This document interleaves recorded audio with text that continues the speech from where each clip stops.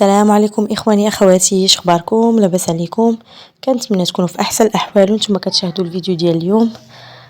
كيف ما عودتكم دائما وصفات ناجحه مجربه والاهم لذيذه بزاف. كتشوفوا معايا هادو فقيقسه مالحين اولا كيسميوهم قريشلات اولا صابلي مالح بريستيج، شي حاجه لذيذه زوينه. غزالين بزاف، غتجربوهم وغتعاودوا تجربوهم مره اخرى. في الاول سمحوا لي على صوتي، راني عيانه شويه ما تشوفوا باس. وبغيت نقول لكم راه شي حاجه واعره بزاف. نبدا معكم في المكونات ما نطولوش. هنايا عندي الثومه بودر، معلقه كبيره ممسوحه، عندي معلقه صغيره ديال الملح، تقدروا تضيفوا نتوما وعلى حسب الذوق ديالكم. معلقه كبيره ديال الخل، ما كتبانش لكم في التبصيل ولكن كاينه معلقه ديال الخل. كاين كاس مع مرش ديال الزيت، راه الكاس ديال العنبه مع مرش شويه. عندي 2 بيضات و2 فرماجات. عندي كذلك رابعه ديال الزبده. عندي هنايا شويه ديال الزعتر وشويه ديال العطريه ديال الحوت. الا كانت متوفره ماشي مشكل، ما كانت متوفره ايضا ماشي مشكل. كذلك غادا نضيف 2 معالق ديال لا موطارد، 2 معالق صغار. عندي ايضا 600 غرام ديال الدقيق الابيض الخاص بالحلويات.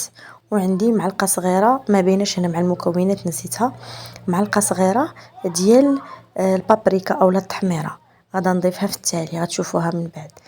للتزيين هنايا استعملت زنجلان ابيض، استعملت البافون، كذلك الزريعه ديال الزريعه اللي كناكلو، الخضره والبيضاء ديال القرعه، والزريعه ديال نوار الشمس. تقدروا تستعملوا اي حاجه كانت موجوده عندكم، اي حاجه بغيتو كتفضلوا نتومايا في التزيين تقدروا تستعملوها. كنجمع هاد المكونات مع بعضياتهم مزيان. بالنسبه للزبده تقدروا تستعملوا هذه ديال البواطه اولا تستعملوا المارغرين من الاحسن. الا كانت عندكم هاد الزبده راه مزيان كيجيكم الصابلي مقرمش، ما تحاولوش تستعملوا الزبده ديال الحيوانيه. بغيتو ما بغيتوش اللي كان متوفر نتوما شنو كتفضلوا، ولكن الزبده الحيوانيه ما كتعطيش ديك القرمشه للصابلي، ماشي بحال هاد الزبده الاخرى. هنا خلطت المكونات مع بعضياتهم مزيان حتى كتذوب ليا ديك الزبده. تستعملوها بحراره المطبخ، كتكون بوماد. تخلطوا العجين. دائما الصابلي ما كنعجنوش، دائما الصابلي غير تنجمعوا داك العجين. انا ما قطعتش الفيديو باش تشوفوا معايا، غير كنحاول نجمعو، ما كندلكش، ما كنستعملش الكف ديالي، غير باطراف الاصابع كتجمعوه مزيان حتى كيتماسك معاكم. كتخليوه كيرتاح واحد ربع ساعه ولا شنو، عاد كتبداو تخدموا به. غادا نقسم العجين على 4 باش غادا نخدم 4 الاشكال معاكم كيف ما كتشوفوا.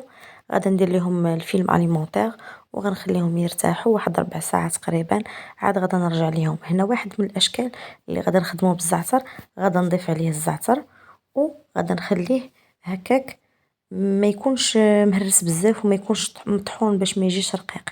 نخليه شي شويه كيبان باين، نحطو نديرو غير بيديا هكا، نهرسو بيديا وكنخليه. كيف ما لاحظتوا معايا كتستعملوا الاشكال اللي بغيتو اللي متوفره عندكم نتوما وذوقكم وشنو كاين. هنايا استعملت هذاك الشكل ديال حامضه نجيمه، هذا الشكل ديال لي كاغو صايبته غير بالجراره كيف ما كتشوفوا. استعملت هذوك الدوائر الصغار. داكشي اللي شاط ليا من داك العجين اللي كيبقى، داكشي اللي كنحيد من الجناب ضفتو ودرتو كشكل خامس، هو هذا اللي غنديرو مستطيلات يكونوا طوال. ايضا بالجراره غادا نقادو هكا على شكل مستطيلات صافي. وغنبدا كنزين. التزيين كيف ما قلت لكم تقدروا تستعملوا اللوز، تستعملوا كاوكاو، تستعملوا اي حاجه كتجيكم نتوما في الذوق ديالكم وبغيتو تستعملوها. هاد المستطيلات درت لهم البافون والزنجلان الابيض. دائما كدهنوا بالبيض في الاول وكتعاود تحاولوا فاش كديروا داك الزرارع كتحاولوا تضغطوا عليهم بيديكم باش هكا تيلصقوا وما كيسحيدوش ليكم، كيبقاو مثبتين فوق الصابلي. هنايا بالنسبه لدوك النجيمات حتى هما دهنتهم بالبيض، يكون زايد بشويه، يكون بزايد شويه باش ملي كتحطوا دوك الحبات ديال الزريعه كيلقاو فين يلصقوا، ماشي دغيا كتشربهم العجينه وكينشفوا. هاد الشكل ديال الحامضه حتى هو دهنته بالبيض، درت له ايضا البافون ودرت له الزريعه البيضاء حتى هو. وبنفس الطريقه كتضغطوا على دوك الزرارع من الفوق هكا باش كيتثبتوا فوق من العجين وكيلصقوا لكم ما تيطيحوش في الفران ملي كيبغيو يدخلوا يطيبوا.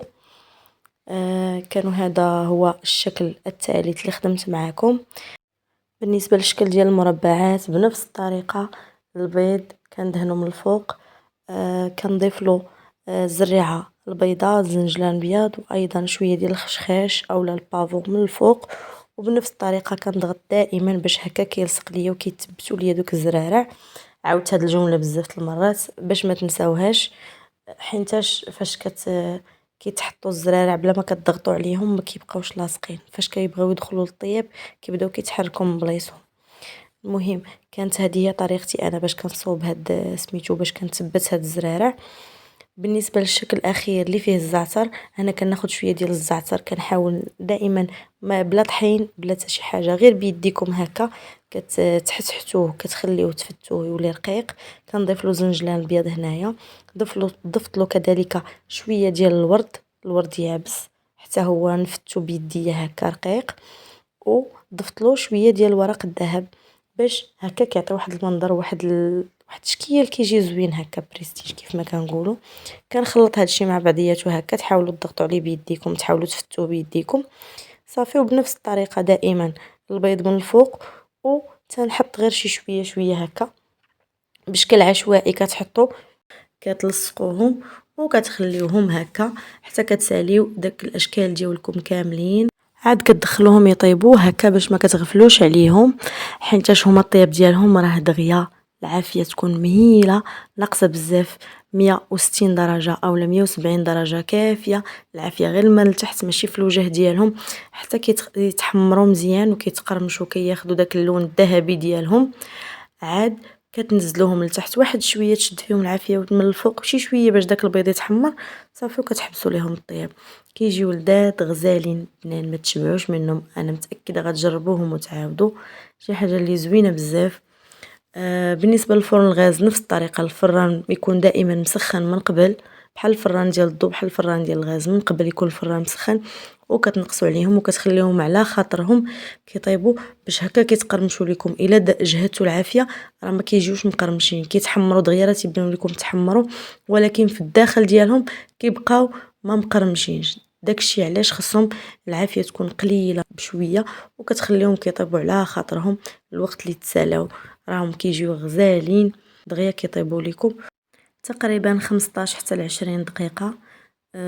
كانوا هادو دي زاستيوس اللي كنخدم بهم، كنتمنى نكون ما طولتش عليكم في الشرح، يكون الشرح كان مفيد وفيه معلومات مفيده. كنتمنى يكون لا فيديو عجباتكم.